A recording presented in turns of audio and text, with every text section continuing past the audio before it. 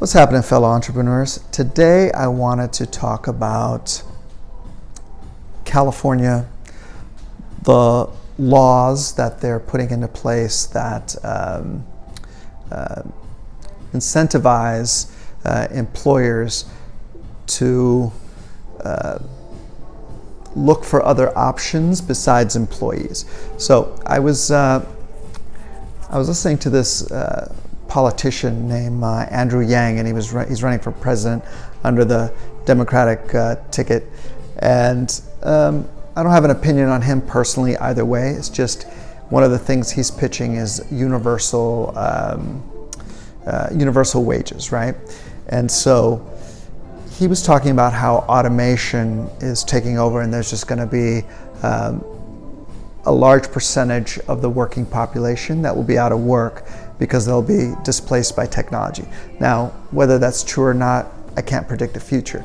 But it got me thinking about California with its oppressive laws, making that happen quicker in California. So besides companies leaving California in droves, and besides to Texas, by the way, which has a lower minimum wage, well, just more business friendly. Anyway, I won't get into the Texas thing yet.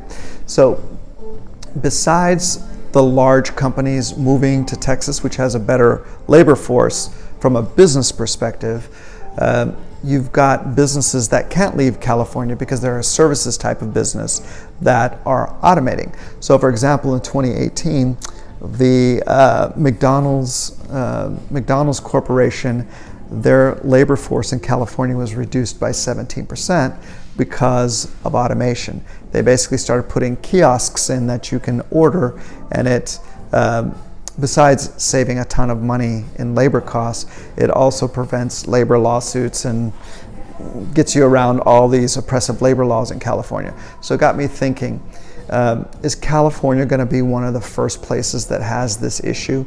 Is California going to be that place where there's just going to be hundreds and hundreds of thousands of people displaced from doing work simply because they've put these laws in place that force companies and business owners to find alternatives? So besides service types of jobs, I mean, from what I've read, accountants are probably going to be gone. Truck drivers essentially are not going to have any work once all these trucks become automated. Even lawyers, there's tons of artificial intelligence types of things coming out that are displacing lawyers and paralegals. So I think it's across most types of work.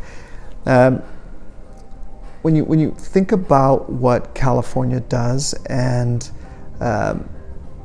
sure, they're trying to protect workers, but they also don't see the other side of it. It's not a math problem. It's not 1 + 1 = 2. It's an algebra problem. There's a balance. You've got to balance both sides.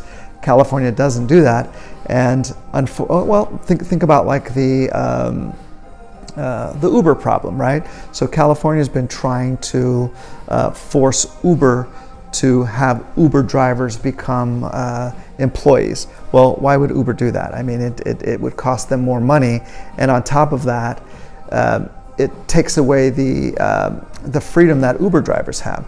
Uber drivers are actors, are retirees, are people that want to control their own schedule, and now they won't even be able to control their own schedule. It just doesn't make sense to me. So I don't want to rant too much about this, but it just got me thinking, and I thought I'd make a video about it.